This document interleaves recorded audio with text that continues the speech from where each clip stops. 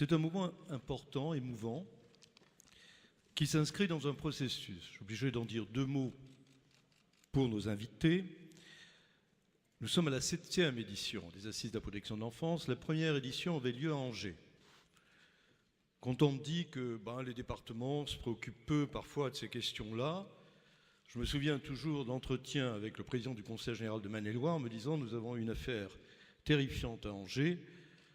Nous devons opérer une résilience collective, organiser des assises à Angers pour opérer justement cette réflexion collective. » Et puis, les années ont suivi. Les dernières assises avaient lieu un peu pour les mêmes motifs, mesdames, monsieur Kanner. C'était aussi un processus de résilience. La Sarthe, une affaire terrifiante également. Et chaque fois, un constat venant de vous tous.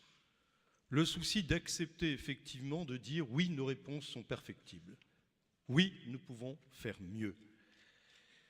Et c'est vrai que ceci nous amène parfois même à des incompréhensions, puisque nous ne sommes pas encore certains d'avoir réussi, mais nous voulions que ces 7e assises soient encore plus ambitieuses.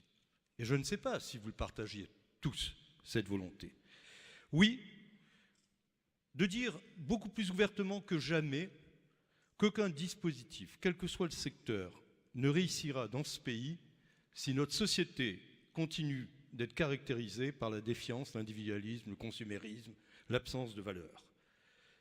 Que tout s'éteint s'il n'y a pas cette prise de conscience que nous devons changer. Et c'est la raison pour laquelle nous avons pris le risque hier, oui, de parler du village. Le village, c'est la ville, c'est le quartier, c'est la banlieue, de l'école, avec des hypothèses que nous vous avons soumises, avec aujourd'hui un appel à la prudence, mais hypothèses que nous aimerions voir débattre dans la société, et a fortiori, peut-être aussi l'évoquer avec les prestigieux invités qui sont à côté aujourd'hui. C'est-à-dire, par exemple, effectivement, d'essayer de faire de chaque habitant un acteur beaucoup plus impliqué, chaque jour, près des voisins. De faire de chaque aîné un acteur éducatif dans l'école, mais peut-être aussi auprès des enfants de la protection de l'enfance. À ce propos, je dois le dire, une réunion récente que nous avons organisée au Sénat avec Jean-Pierre Bel sur le pacte républicain des maires nous a laissé par exemple découvrir le président de la Société des membres de la Légion d'honneur nous disant, depuis que j'ai découvert cette idée qu'il fallait aider la protection de l'enfance à avoir plus de parrains, nous lançons un appel à tous les membres de la Légion d'honneur pour devenir des parrains d'enfants en danger. Vous voyez, c'est concret quand on parle de, je dirais, d'idées qui peuvent être parfois jugées utopistes. Donc cette 7e édition avait cette ambition, mais quelque chose d'encore plus redoutable. L'ambition d'accueillir les représentants de la République, mais dans une posture nouvelle, d'empathie, d'écoute. Et je remercie, mais du fond du cœur, Madame, je vais le dire dans l'ordre alphabétique, Rossignol Taubira, d'avoir accepté. Et je le dis avec beaucoup d'émotion. Nous avons trop souvent reçu, effectivement, des ministres qui, n'ayant pas participé, même à l'écoute des rapports, venaient nous dire « Oui, grâce à nous, tout va très bien ». Nous l'avons tant entendu. Et c'est pour ça que vraiment, c'est avec beaucoup d'émotion que nous organisons cette heure très importante. Donc je ne veux pas, comme chaque heure est de l'or, pour rappeler une phrase d'hier, je ne serai pas plus long, sinon pour effectivement vous rappeler un petit peu la règle du jeu, c'est-à-dire que nous aimerions que tous trois vous répondiez d'abord à ce qu'a pu inspirer effectivement les propos des rapporteurs, dont Didier Le Sieur a dit effectivement la prouesse, dire beaucoup de choses en peu de temps et avec beaucoup d'émotion.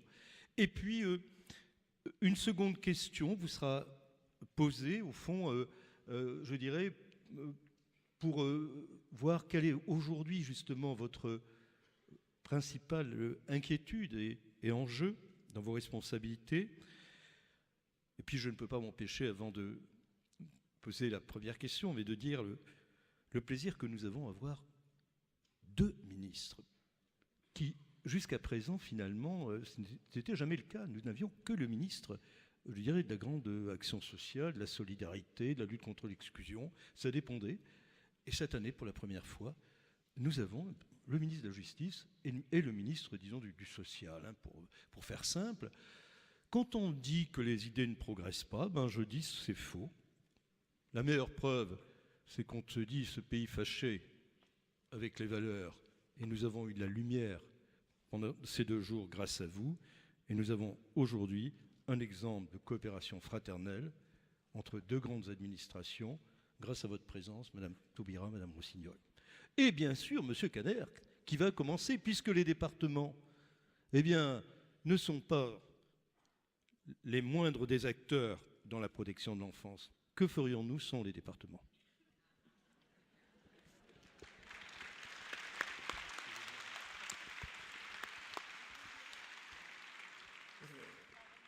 J'ai senti dans le propos de Jean-Louis Sanchez un peu de facétie,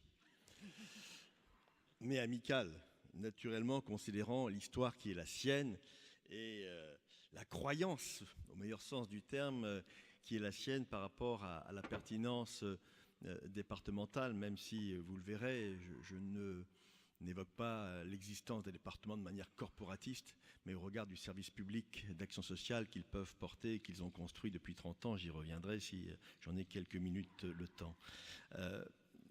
Que m'inspirent les rapports que nous avons entendus et qui ont été appréciés, je crois, par les 2000 personnes ici présentes et dans une autre salle.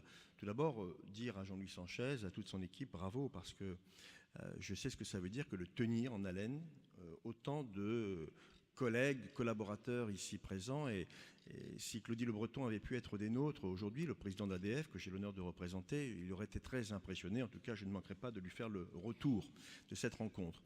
Jean-Louis, qu'est-ce que m'inspirent ces rapports ? Je pourrais dire de manière un peu simple, voire même simpliste, de l'humilité.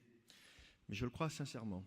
Je le crois sincèrement, quand il y a 300 000 aujourd'hui enfants qui font l'objet de mesures judiciaires, on peut se dire que notre société peut-être marche sur la tête, puisque nous savons bien que cette fragilité structurelle se régénère, entre guillemets, se prolonge souvent de génération en génération. Le président du Conseil général du Nord, je vous le disais hier après-midi, mesdames et messieurs, 22 000 mesures, dont 10 000 faisant l'objet de placements ou familiales ou en établissement.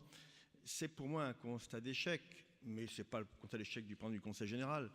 C'est une société qui aujourd'hui va mal. Et il y a des mots qui ont été prononcés tout à l'heure qui sont peut-être des antidotes, que je reprends. Coéducation, complémentarité des compétences, revisiter la notion de parentalité en termes sociologiques, le portage politique, ce lien entre le politique du terrain, l'élu de la République, l'élu départemental ou communal et l'action sociale mise en œuvre. C'est aussi la notion de décloisonnement qui a été à plusieurs reprises évoquée ou directement ou en filigrane. Et enfin, peut-être la notion de ce mineur qui est quelqu'un. Le mineur est quelqu'un, c'est un sujet de droit et non pas uniquement un objet de procédure administrative. Et parfois, nous le savons, on peut avoir tendance à oublier qu'il est un sujet de droit et il faudrait en permanence nous rappeler cette dimension humaine pour laquelle nous sommes tous mobilisés, même si nous sommes bien souvent aujourd'hui, et je parle pour les collaborateurs ici présents des services de protection de l'enfance dans les départements, vous êtes bien souvent et trop souvent utilisés ou abordés comme étant des urgentistes, et souvent que des urgentistes, alors qu'il y a une appétence à vouloir, une empathie, une appétence à vouloir travailler sur le fond des dossiers. Si j'avais, à ce stade de mon intervention, un premier mot de conclusion, avant de parler peut-être tout à l'heure de la structuration territoriale du service de protection de l'enfance, un mot en disant que il faudrait presque que ces politiques de protection de l'enfance soient intégrées dans ce qu'on appelle aujourd'hui l'IDH, indice de développement humain, ce concept qui a été porté par Joseph Stiglitz, grand économiste, qui considérait que le PIB n'était pas l'alpha et l'oméga du bien-être d'une société, et que la dimension sociale, et cette dimension-là me paraît essentielle, c'est un thermomètre du bien-être ou du mal-être d'une société, et j'aimerais que peut-être demain nous puissions être plusieurs à porter cette idée d'intégrer les questions de protection de l'enfance dans cet indice du développement humain pour lequel nous sommes toutes et tous mobilisés.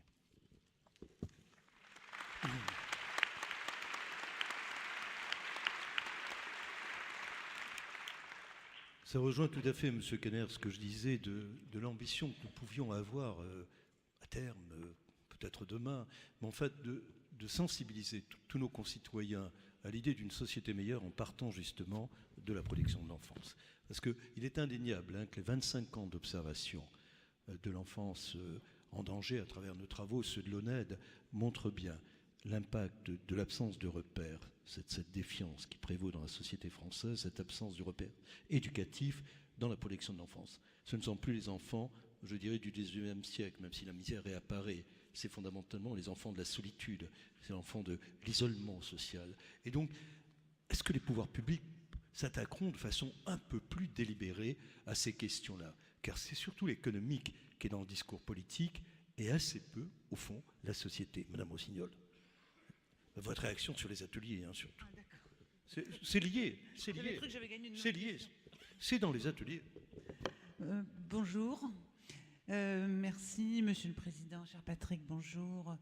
Madame la garde des Sceaux, chère Christiane, cher Jean-Louis Sanchez, Monsieur Le Sueur, et vous tous. Je suis venue ici, vous me demandiez ça tout à l'heure, Jean-Louis Sanchez, enfin à nous trois.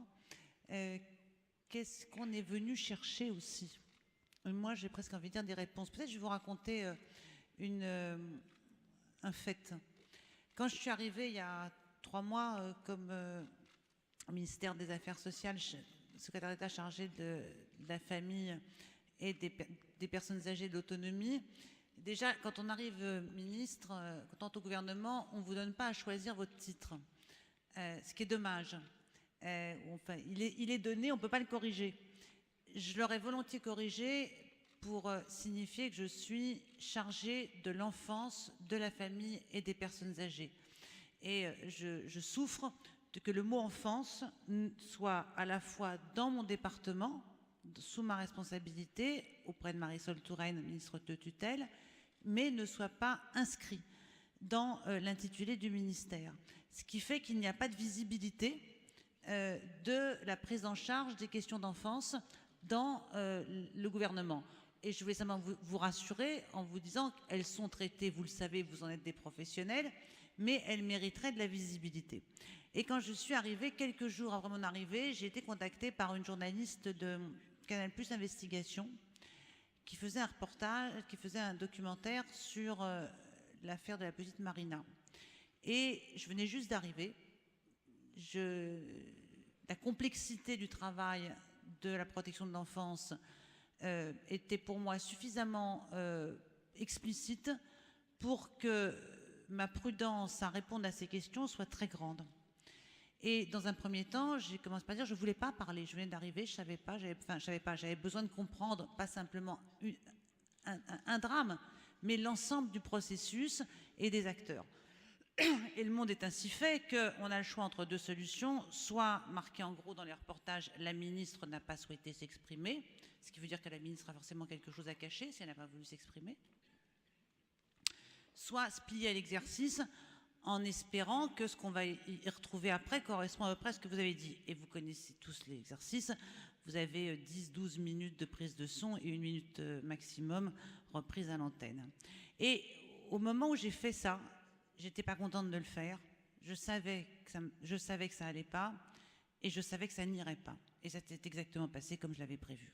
Comment peut-on dire en 1 minute 20, premièrement, que chaque cas d'enfant victime de maltraitance est un drame et est un drame unique Voilà, ce n'est pas le même drame à chaque fois. Au bout, la mort est le même drame, mais les circonstances sont uniques parce que les êtres humains le sont. Comment dire que la quête des questions est une quête, la quête des réponses et du questionnement est une quête explicable et normale. L'être humain veut absolument rationaliser et comprendre ce qui lui est humainement insupportable. Or, on est dans le summum de l'insupportable, donc plus c'est insupportable, plus le questionnement est grand et plus les exigences de réponse rationnelle sont grandes. Troisièmement, quand c'est insupportable, il faut un coupable. Et les coupables que sont les bourreaux ne suffisent pas, il faut d'autres coupables. Comment dire en 1 minute 20 que des 275 000 enfants sont pris en charge par l'aide sociale à l'enfance? C'est ça, je ne me trompe pas sur le chiffre, je n'étais pas sous les yeux. Peut-être même un peu plus. Et que les professionnels de l'aide sociale à l'enfance, professionnels de la protection de l'enfance, tous ceux qui interviennent sont tous extrêmement consciencieux, extrêmement motivés, qu'ils font un travail difficile et que ces drames-là les heurtent eux aussi totalement. Et au moment où on dit ça, au moment où on commence par dire, vous savez, il y a quand même des dizaines de milliers d'enfants pris en charge et dont la prise en charge est extrêmement consciencieuse et professionnelle, vous donnez l'impression que déjà vous minorez. Et en même temps, on ne peut pas laisser uniquement analyser le travail de la protection de l'enfance à travers les cas les plus dramatiques, même si ces cas dramatiques doivent être étudiés, compris, et tous les enseignements doivent en être tirés. Et c'est ça le questionnement, c'est comment se fait-il qu'on a un ensemble de dispositifs à la fois de travailleurs sociaux, en même temps des dispositifs d'observation. Je pense aussi bien aux défenseurs des droits de l'enfant, je pense aux observatoires, qui nous permettent d'avoir une excellente, des remontées, une compréhension, des outils d'analyse très pointus, très nombreux, des professionnels et en même temps des drames dont aucun d'entre nous ne peut considérer qu'ils sont des accidents de travail, d'une activité.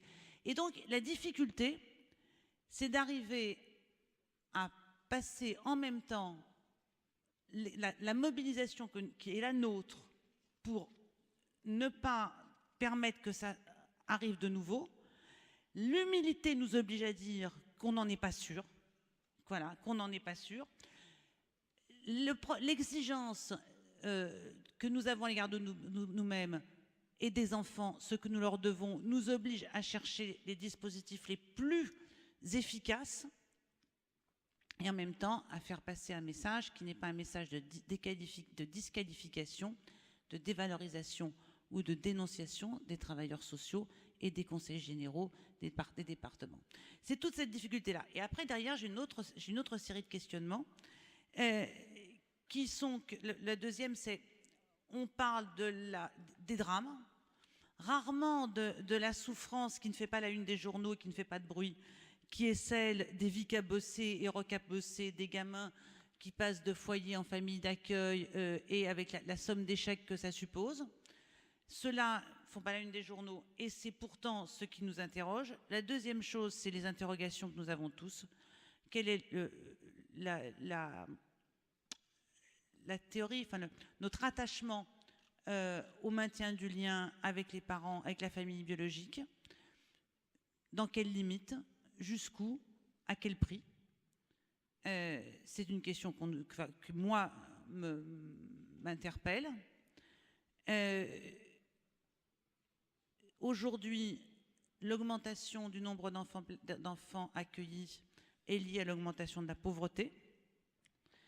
Quel dispositif de prévention à la pauvreté et donc à l'éloignement de la famille?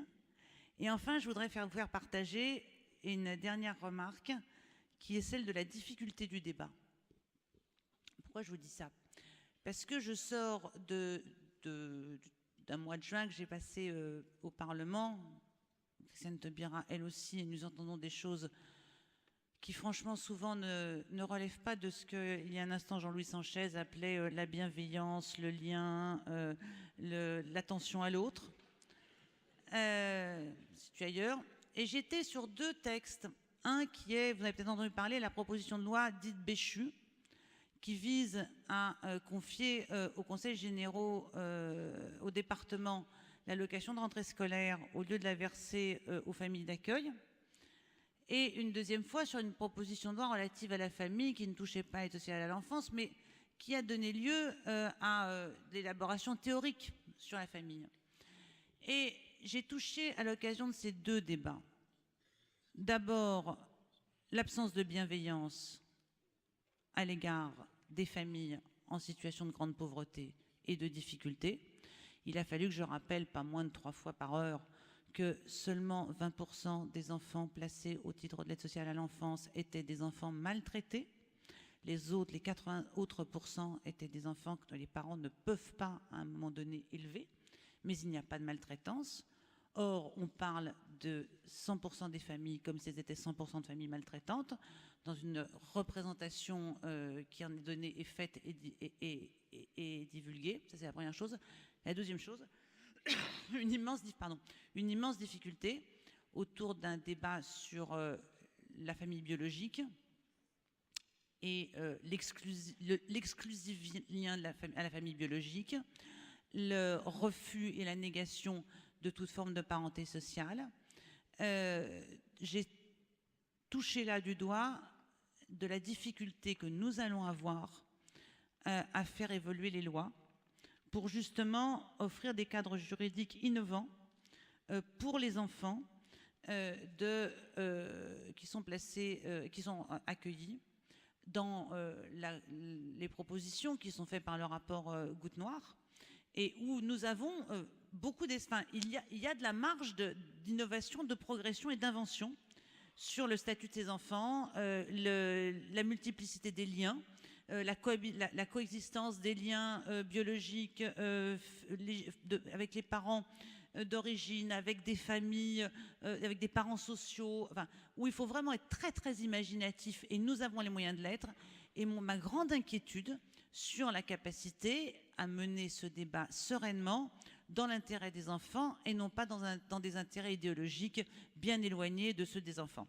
Donc voilà ce que j'ai. Donc j'ai écouté les comptes rendus d'atelier en attrapant tout ce qui était de nature à m'aider dans ces questionnements, à m'apporter des éléments de réponse, et je voulais faire partager là où sont les miennes, là où sont mes propres questionnements à cet instant, en sachant que j'ai évoqué les questionnements, mais je vois à peu près quand même quel est le chemin qu'il nous faut tracer, qui est celui à la fois de l'innovation dans le travail social, et vous le faites ici, et nous le referons cette année avec les assises, l'innovation dans le travail social, l'innovation dans la qualité des liens que les enfants peuvent construire, et l'innovation dans la manière dont les différents adultes qui peuvent intervenir et prévenir, diagnostiquer, accompagner et réparer auprès de ces enfants peuvent tous trouver leur meilleure place. Voilà.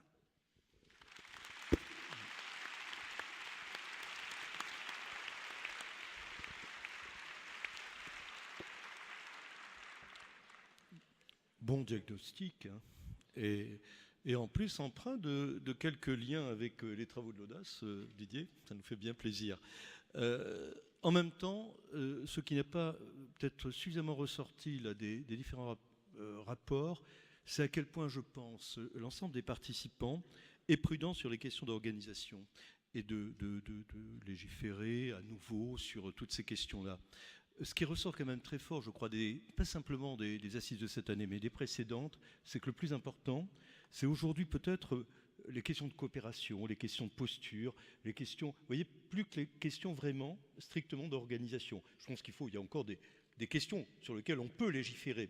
Mais enfin, méfions-nous un petit peu de la complexité. On se rappelle tous des très beaux diagnostics de Philippe Bas et d'une loi de 2007 qui a fait avancer effectivement, mais avec malgré tout beaucoup de contraintes parce que extrêmement normée, et que la norme n'est pas l'ami de la vie sociale, de la prévention du risque qui, dans le domaine humain, doivent prévaloir. Je me retourne avec Mme Taubira. Merci, première fois qu'un ministre de la Justice nous fait l'honneur d'être avec nous. Le dernier rapport émanait d'un magistrat. Il nous a prouvé que l'autorité et l'empathie pouvaient faire bon ménage. Est-ce votre opinion? Et que pensez-vous des rapports des ateliers? Madame la ministre de l'Enfance, de la Famille et des Personnes âgées.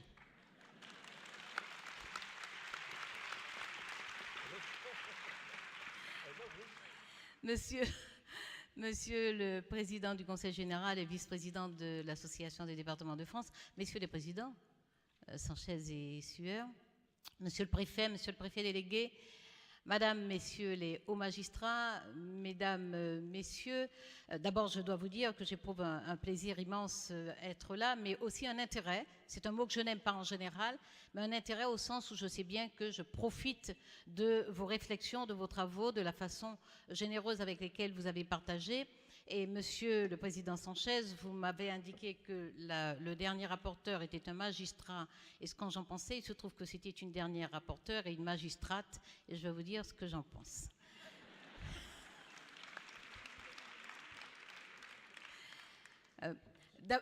D'abord, merci pour l'accueil très chaleureux que vous m'avez réservé, et vous dire aussi que je suis venue avec un peu d'appréhension, parce que je sais que l'année dernière, hier, donc la première journée, vous avez consacré vos réflexions et vos échanges à la tragédie qui a frappé la petite Marina.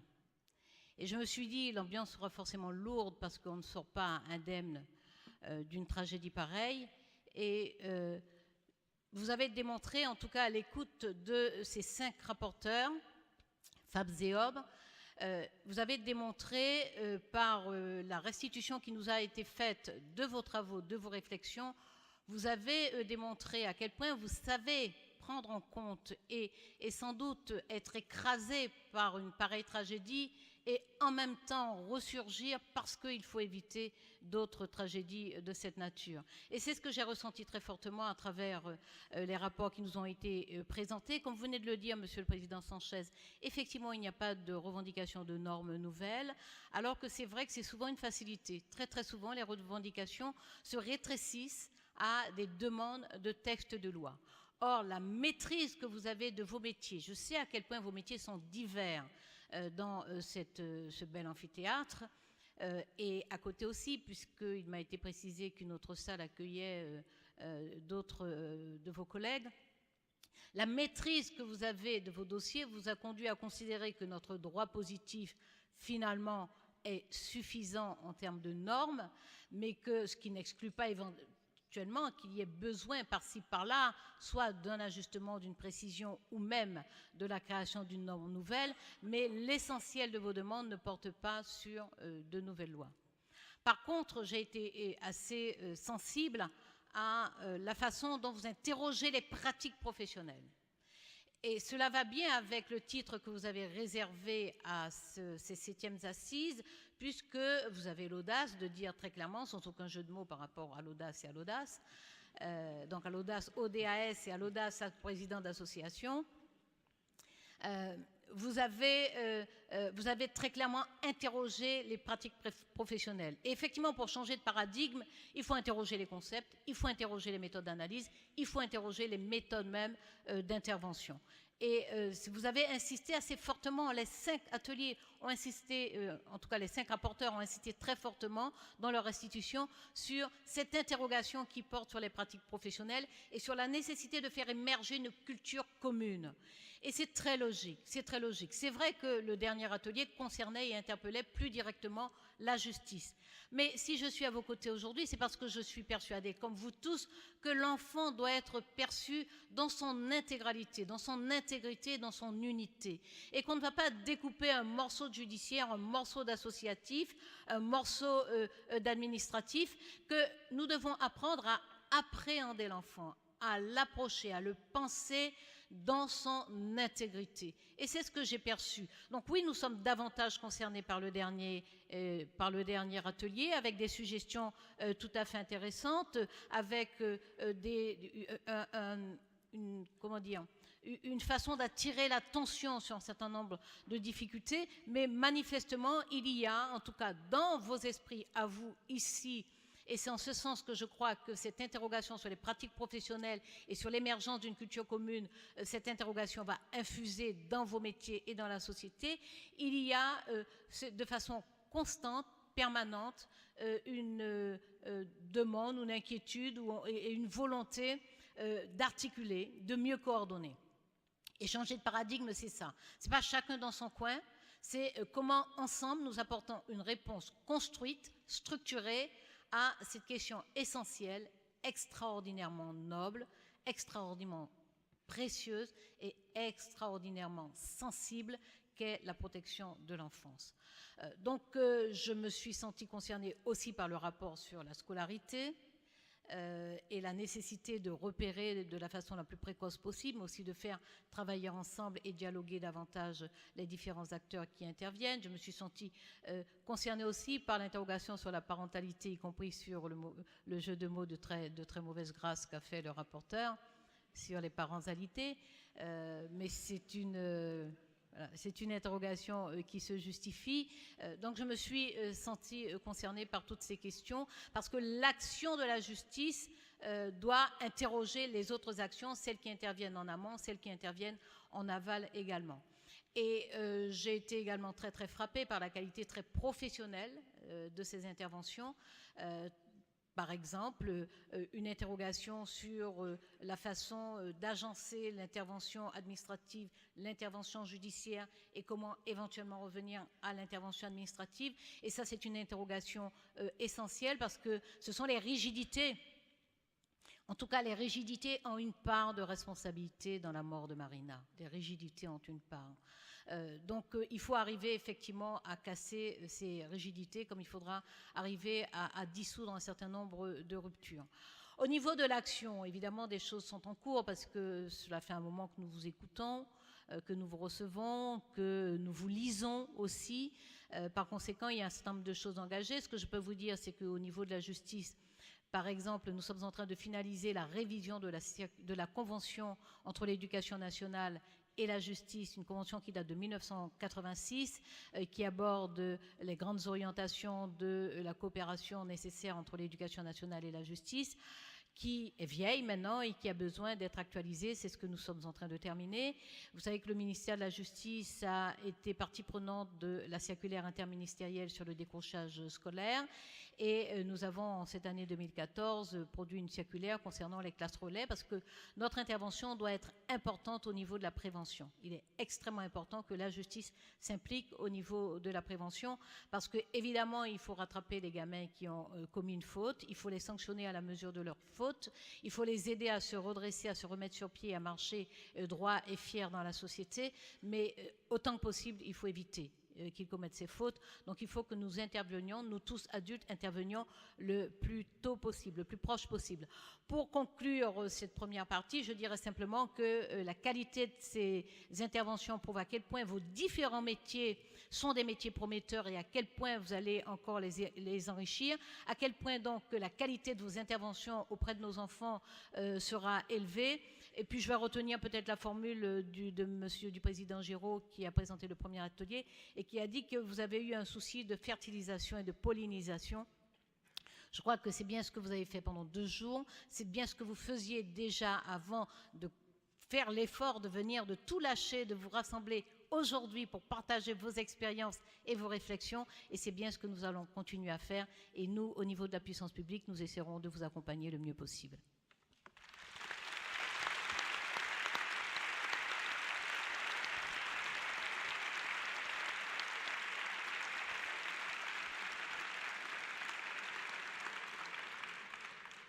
Vous aussi, vous avez tout lâché pour être avec nous. Écoutez, ce n'est pas rien. Vraiment, je lis avec beaucoup d'émotion. Alors, je vais quand même me retourner vers le vilain petit canard. Monsieur Caner, sans jeu de mots.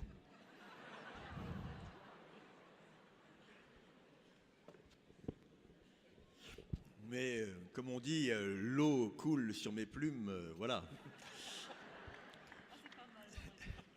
chers amis. La protection de l'enfance, c'est un budget, je parle sous le contrôle des spécialistes, d'environ 7 milliards d'euros dans notre pays.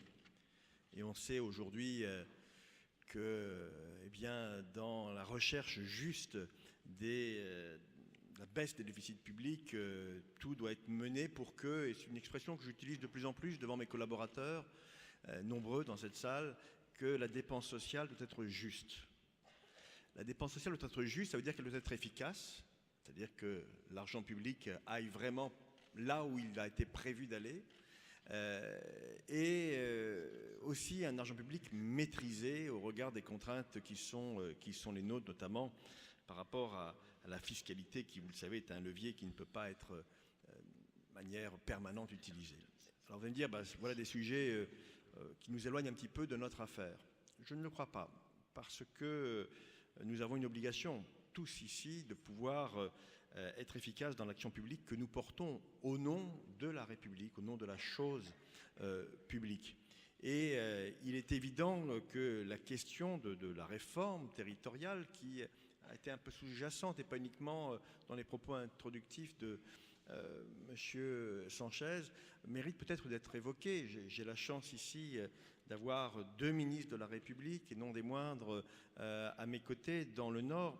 Si j'osais, je vous dirais, mesdames les ministres, avec beaucoup de respect, ici à Lille, que l'esprit de Pierre Mauroy en matière de décentralisation vous inspire.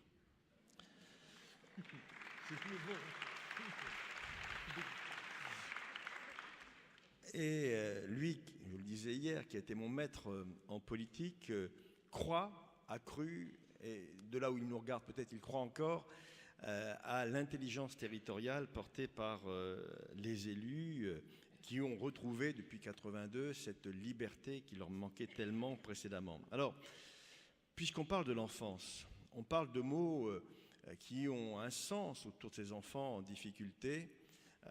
Insertion, pauvreté, famille, logement, jeunesse, éducation, santé. Si je devais trouver un ensemblier pour tous ces mots, je dirais qu'il faudrait inventer le département qui assume aujourd'hui, et je parle sous le contrôle de mon vice-président ici présent, Fabien Thiémet, en charge notamment de l'enfance, qui assure aujourd'hui cette coordination des différents acteurs. Alors je sais, je lis, j'étais ce matin dans les instances de l'Assemblée des départements de France, que certains voudraient disperser le social façon puzzle. Pour reprendre une expression célèbre, mais vous n'êtes pas des tatas flingueuses ici présentes à cette table, j'en suis intimement convaincu. Mais je le dis avec beaucoup de force, ne mettons pas en péril ce que nous avons construit patiemment pendant 30 ans.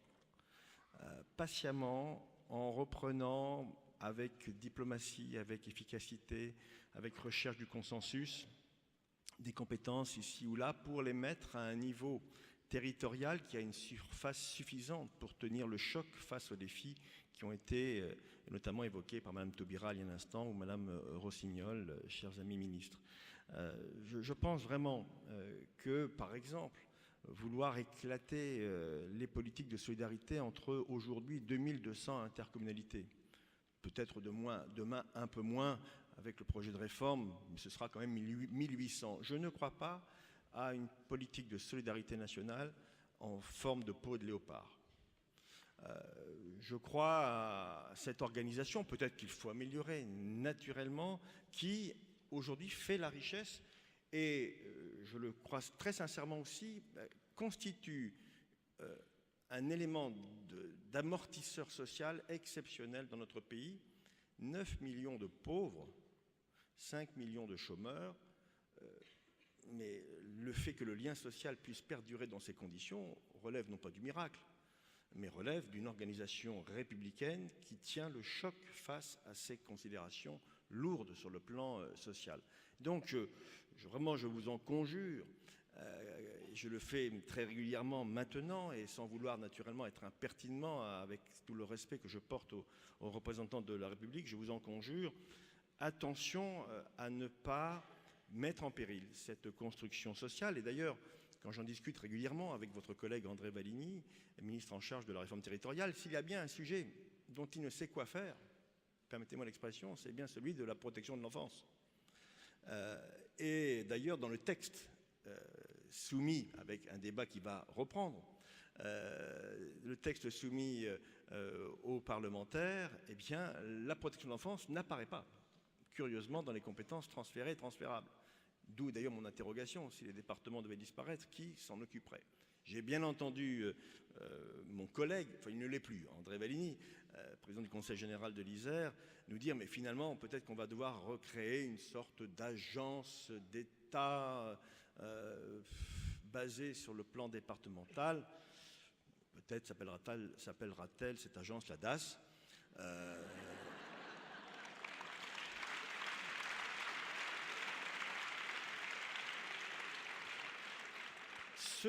J'ai bien vu vos sourires, je l'ai même entendu, mesdames et messieurs, ce qui peut être entendable, mais qui nous replacerait dans une logique de recentralisation dont je ne suis pas certain qu'elle apporte les mêmes services publics territoriaux de proximité et de qualité que la décentralisation a pu donner à la France depuis 30 ans. Je suis issu de ces principes de décentralisation, c'est mon ADN profond, c'est une des raisons qui m'ont fait rentrer en politique dans la fin des années 70 et je n'ai pas envie de voir cet héritage passer par perte de ses profits parce que certains turiféraires collaborateurs d'un grand ministère situé sur la Seine, et à quoi je peux faire allusion, eh bien, penseraient que les élus locaux sont des dispendieux et des irresponsables dans leur politique publique. Excusez-moi d'être très direct, mais il n'y aura pas de réforme territoriale réussie dans ce pays sans l'adhésion des élus locaux qui ont été élus pour mettre en œuvre ces politiques publiques locales. Ce n'est en aucune manière ni un regret, ni une menace, ni une critique, c'est simplement le constat que la décentralisation en France a réussi et que jusqu'à nouvel ordre, et même s'il n'y aura pas d'étude d'impact, demandée par le Conseil constitutionnel complémentaire à celle qui existe déjà, à nouvel ordre, je ne sais pas où les économies sérieuses pourraient être faites, sauf à diminuer des pans publics d'action publique, même liquider purement et simplement, de manière un peu brutale, ce qui, je n'en doute pas, n'est pas la volonté naturellement des ministres ici présents. Voilà ces quelques mots. Alors, le lien avec la protection de l'enfance, c'est que plus la crise est grande, plus la souffrance est grande, plus nous avons besoin de collectivités territoriales capables de mener à bien ces politiques publiques, avec leurs partenaires associatifs très largement ici représentés, avec ces 285 000 fonctionnaires départementaux pour qui j'ai une pensée aujourd'hui et qui méritent non pas de la compassion ou une vision de suffisance, mais qui méritent simplement le respect pour l'action publique menée jour après jour dans des conditions parfois rocambolesques, sur le plan financier, sur le plan du statut, sur le plan des difficultés personnelles et collectives. Et ces fonctionnaires, ces collaborateurs, ces partenaires associatifs méritent, je pense, tout notre respect. Je voulais le dire très solennellement aujourd'hui devant vous, mesdames et messieurs, ici au 7e journée de l'audace.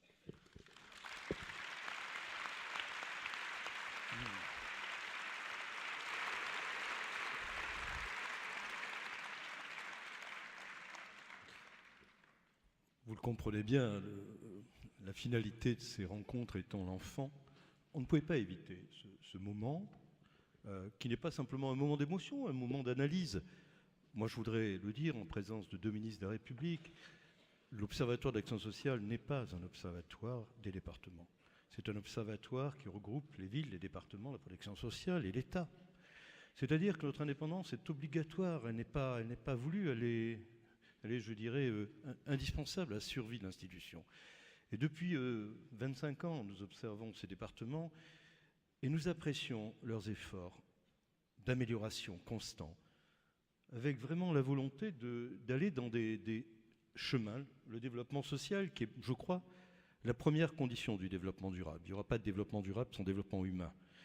Et vraiment d'être dans une voie, celle de la réforme. Alors c'est vrai que les imperfections sont grandes, c'est vrai que la question de la confusion dans les grandes communautés urbaines entre les responsabilités départementales, et municipales pose problème pour la lecture des politiques publiques. Il y a certainement des évolutions à produire, mais voilà, je crois qu'il fallait témoigner, je dirais, de cette adhésion profonde des administrations départementales et de leurs élus, et on l'a vu vraiment à travers les propos des deux présidents hier, hein, puisque M. Caner avait une autre casquette hier, mais la compréhension de cette politique publique complexe, qui n'est pas un dispositif. C'est vrai qu'en confiant cette responsabilité à d'autres, eh bien, on la coupera du service social, on la coupera d'autres politiques qui sont indispensables à la protection de l'enfance, car la protection de l'enfance, ce n'est pas un dispositif, c'est une politique anthropologique. Et c'est donc, voilà, une vraie question, et on ne pouvait pas évincer, pardonnez-moi, d'avoir apporté ma petite touche audacienne à cette réflexion. Madame Rossignol, merci vraiment hein, de votre extraordinaire, je dirais, vraiment souplesse, avoir accepté cette règle du jeu, et même une question qui n'était pas justement totalement prévue. Vous avez donc cette responsabilité de la lutte contre les exclusions, oui, mais j'allais parler des deux volets finalement que sont à la fois l'enfant et les aînés. Et au fond, on se dit qu'il y a probablement des liens étroits entre ces deux responsabilités. Est-ce que vous imaginez effectivement de faire de ces deux priorités, au fond, deux forces qui pourraient se compléter, s'enrichir? Merci de cette question. J'ai employé une image, alors peut-être je vais oser la réutiliser aujourd'hui. Je pense que la famille telle qu'elle m'a été confiée est pour moi un immeuble dans lequel il y a une génération par étage, des enfants aux arrière-grands-parents. Et dans cet immeuble, il y a l'escalier, il n'y a pas d'ascenseur encore, et dans l'escalier, il y a les femmes qui montent et qui descendent toute la journée pour aller s'occuper des plus vulnérables à tous les étages de l'immeuble, c'est-à-dire d'abord des jeunes enfants, ensuite des adolescents, puis ensuite des jeunes adultes qui sont de plus en plus longtemps jeunes et de plus en plus tard adultes. Puis il y a une petite pause, un petit répit, et puis ensuite les mêmes femmes prennent en charge les grands-parents ou arrière-grands-parents, enfin les générations au-dessus d'elles, parfois deux familles, enfin les leurs plus leurs beaux-parents, si elles n'ont pas la chance qu'il y ait une belle-fille, qu'il y ait une belle-sœur de l'autre côté pour s'occuper des grands-parents paternels. Et puis bien souvent les enfants se mettent à en faire eux-mêmes, et c'est formidable, mais il y a besoin d'aide. Et donc la vie des femmes consiste à peu près, tout à partir du moment où elles savent à peu près tenir un balai et un biberon et un fer à repasser, à monter et descendre dans l'escalier pour s'occuper de tout le monde, tout en menant souvent des belles carrières professionnelles ou des activités à côté. Et donc voilà.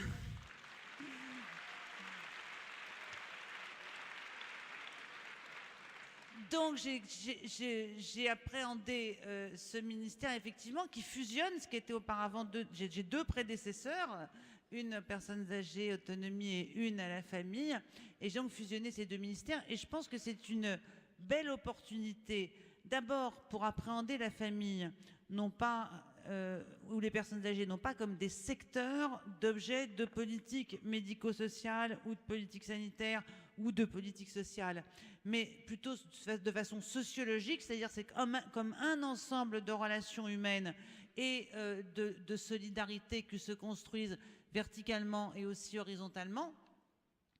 Et pour en resituer la globalité et appréhender l'ensemble des difficultés de manière cohérente et pas en les découpant en tranches.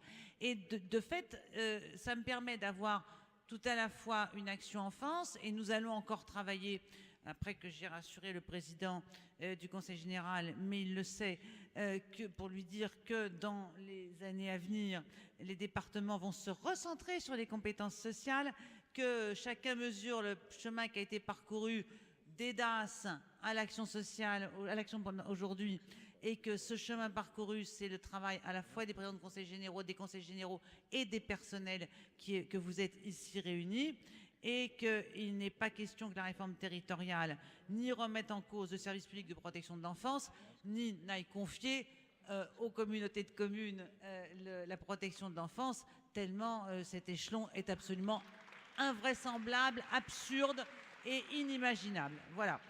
Donc je le dis très très très fermement.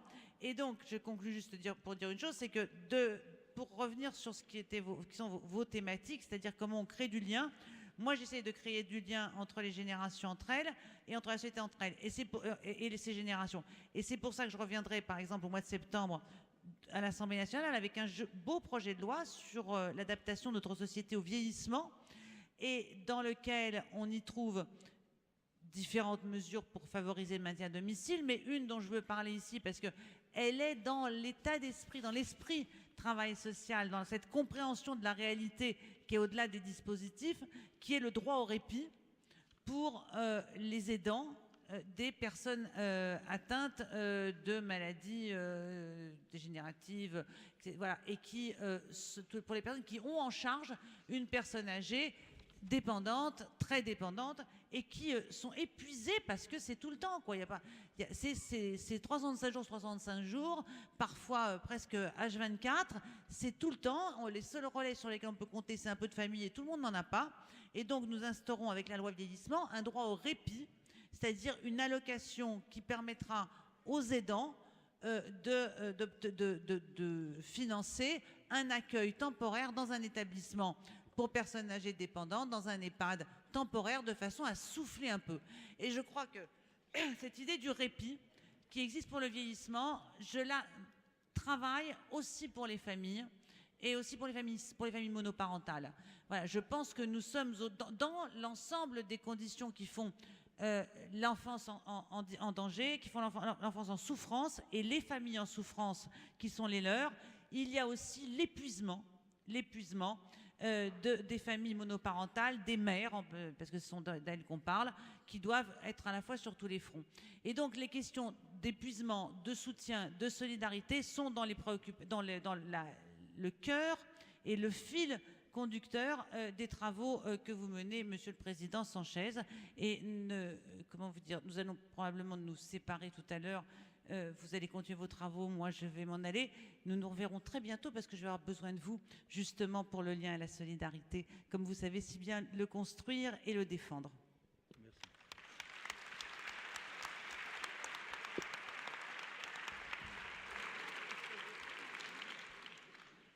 Vous savez, là on entre dans la dernière phase qui est peut-être, j'espère, hein, pleine d'émotions. On se dit toujours qu'il faut faire un beau dessert.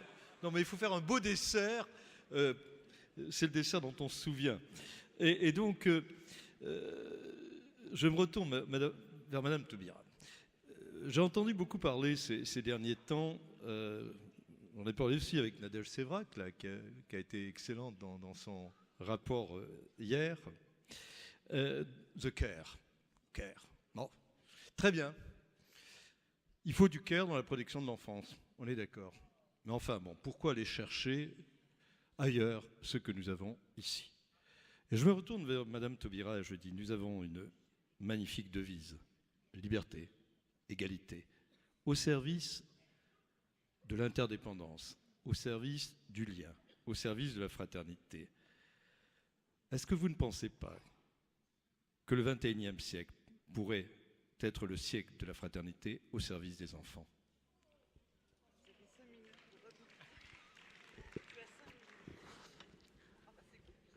Est-ce que le 21e doit être peut-être, vous avez dit. Moi, je crois qu'il doit l'être. Il doit l'être, une condition de survie. Et s'il y a des personnes qui peuvent l'entendre plus que d'autres, c'est justement vous qui avez choisi les métiers que vous exercez, qui sont des métiers de don de soi, qui sont des métiers d'engagement, qui sont des métiers de dévouement. Vous savez, vous faites au quotidien l'expérience que c'est l'attention à l'autre, que c'est l'amour que l'on donne à l'autre, c'est le regard que l'on pose à l'autre qui aide l'autre à se redresser, qui met de la lumière et des étoiles parfois dans ses yeux et qui lui permet de retrouver confiance en lui-même. Et a fortiori lorsque l'autre est un enfant. Je crois que la fraternité, de toute façon, traverse la société française historiquement. Parce que la fraternité a soulevé des enthousiasmes collectifs qui ont permis des transformations radicales de la société à des moments précis. De même que l'égalité est une véritable passion française, y compris lorsque nous avons le sentiment, comme dans la période que nous traversons en ce moment, où les égoïsmes ont l'air de surgir, de s'imposer, de dominer. En réalité, on sait bien que le sentiment et à la fois la culture et la passion pour l'égalité continuent à travailler la société.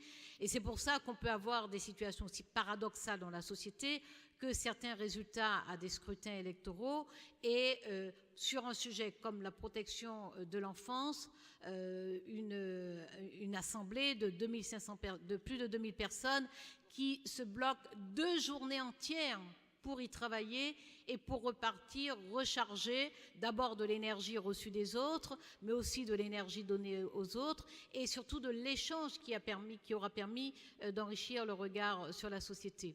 Vous intervenez au quotidien dans des situations qui appellent justement ce sentiment de fraternité. Vous intervenez dans des situations de souffrance, il faut le dire, de souffrance parfois passagères, parfois profondes, lourdes, mais vous intervenez dans des situations de souffrance. Pierre Joxe, et je crois que vous, tous les jours, vous posez des mots sur ces réalités. Pierre Joxe a posé des mots sur cette réalité dans un livre qui s'appelle Pas de quartier. Il dit que on rencontre beaucoup de souffrances dans les tribunaux pour enfants. Certes, on en rencontre dans tous les prétoires, mais la souffrance la plus insupportable est celle que l'on voit dans les tribunaux pour enfants. On y rencontre des enfants abandonnés, maltraités, oubliés, manipulés, exploités de diverses formes. Et on voit une souffrance qui s'exprime ou qui s'aggrave de ne pouvoir se dire. Et je sais que vous êtes confrontés à ça au quotidien. Je sais que vous mettez des mots sur cela au quotidien. Mais je sais que plus que des mots, vous y mettez des sentiments. Vous y mettez votre propre souffrance à vous. Et cette souffrance, elle deviendrait gratuite s'il n'y avait aucune perspective. Et c'est en cela que cette fraternité qui constitue un socle de la société, cette fraternité qui a inspiré les grandes politiques publiques, les grandes figures philosophiques, mais les militants ordinaires, les militants de partis politiques, les militants d'associations, les militants de syndicats, cette fraternité, c'est elle qui donne du sens à cette souffrance que vous éprouvez et que vous arrivez à dominer, parce que si vous ne la dominiez pas, vous ne pourriez pas être aussi professionnel. Or, vous restez à la fois sensible et professionnel. Donc moi, je pense que non seulement vous faites vivre au quotidien la fraternité, mais vous lui donnez sa pérennité, parce que vous n'en faites pas qu'un sentiment, vous en faites une philosophie de vie, vous en faites une éthique, et vous en faites même une éthique professionnelle. Par conséquent, oui, Monsieur le Président Sanchez, je pense que ce siècle doit être celui de la fraternité. Donc nous devons faire reculer l'obscurantisme, nous devons faire reculer les individualismes intolérants, nous devons faire reculer les égoïsmes, et nous avons les moyens de les faire reculer, ne serait-ce que par cette magnifique troupe de militants qui sont là aujourd'hui, parce que vous êtes des professionnels engagés dans vos métiers, engagés dans votre quotidien. Donc je crois que nous avons les moyens vraiment de faire reculer les égoïsmes et les obscurantismes. Et avec la prise en charge de l'enfant, c'est-à-dire tout simplement de l'avenir, c'est-à-dire tout simplement de nous-mêmes, c'est-à-dire tout simplement de nos lendemains, avec la prise en charge de l'enfance, vous êtes vous-même les pionnières et les pionniers de la construction de notre futur commun. Vous êtes les pionnières et les pionniers, vous êtes les bâtisseurs de notre destin commun. Par conséquent, évidemment, en venant jusqu'à vous, j'ai même lâché les députés pour tout vous dire, parce qu'il y a une séance de questions d'actualité à l'Assemblée nationale. ce qu'a fait également Laurence Rossignol. Mais si nous l'avons fait toutes les deux, c'est parce que nous venons recevoir. Nous sommes engagés dans l'action. Parce que la puissance publique doit s'interroger constamment. En quoi est-elle utile à la vie quotidienne des citoyens? Et nous avons un rôle, Laurence Rossignol a le sien, j'ai le mien, nous avons un rôle. La puissance publique doit répondre à cette question essentielle, ontologique même, sinon il faut aller faire autre chose. Si nous ne nous préoccupons pas au quotidien de répondre à la question de savoir en quoi et comment nous sommes utiles au quotidien à la vie des citoyens, il faut vraiment nous occuper d'autre chose, y compris éventuellement de nous-mêmes. Donc cette question nous conduit à agir, et nous agissons au quotidien, et nous sommes portés à agir. Vous voyez bien à quel point la justice intervient dans vos professions, dans vos métiers, parce qu'il se trouve que la justice, indépendamment de la loi de 2007, la justice intervient à 80% dans les décisions de placement, à 71% dans les décisions de suivi. Nous suivons des enfants en placement dans leur domicile. La justice intervient beaucoup. Et donc, nous agissons beaucoup. Il y aura beaucoup à vous dire sur ce que nous avons déjà engagé, sur ce qui est déjà évalué, sur ce qui est en cours, parce que Madame la rapporteure tout à l'heure a rappelé que notre double inspection et la mission que nous avons engagée, le ministère de la Justice, le ministère des Affaires sociales et l'Association des départements de France, pour évaluer la politique de l'enfance, nous aurons les résultats. Nous devons travailler à éviter les ruptures, celles auxquelles vous êtes confrontés. La rupture de la majorité, par exemple. Insensé. Quand un jeune a besoin de 2 ou 3 mois d'accompagnement supplémentaire, que la majorité tombe comme un coup près, c'est absolument insensé. Nous devons interrompre ces ruptures-là. La rupture qui consiste à apporter une réponse précise, ciblée sur un acte concernant un enfant qui est pris en charge par l'aide sociale, sans tenir compte du parcours, du travail qui est effectué par toute cette équipe de l'aide sociale. Donc nous devons continuer à travailler sur ça. Évidemment, nous allons travailler sur la proximité. J'ai bien compris le piège sur la réforme territoriale. Mais accepter de venir devant vous sans filer, c'est accepter de se mettre en danger. Donc on se met en danger. Mais c'est la moindre des choses vis-à-vis de vous qui vous mettez en danger tous les jours. Je termine d'une phrase, juste pour rendre hommage à toutes celles, tous ceux qui tous les jours interviennent auprès de nos enfants, parce que ce sont nos enfants. Même lorsqu'ils commettent des actes répréhensibles, nous devons être là pour les punir et leur faire comprendre le sens de la sanction. Mais nous ne devons pas détourner le regard sur les conditions sociales, sur les pratiques ou les politiques d'exclusion qui font que certains de nos enfants sont plus exposés que d'autres. Nous devons assurer une vigilance collective. Donc je veux simplement vous rendre hommage. Je ne vais pas citer tous vos métiers, même si je les ai tous en tête, mais je vois bien comment le président Sanchez, à côté de moi, bouge pour me dire... Voilà, il ne me le dit pas encore avec ses mots, mais il me le dit avec son corps, qu'il faut conclure. Donc je conclus en vous disant que je salue vraiment avec beaucoup, beaucoup d'humilité, mais aussi beaucoup de reconnaissance le travail que vous effectuez chaque jour. Et je me permets de dire que vous le faites selon un enseignement de Spinoza, vous m'autorisez à le dire, un enseignement de Spinoza, ne pas railler, ne pas pleurer, ne pas haïr, mais comprendre. Je crois que c'est ce que vous faites tous les jours.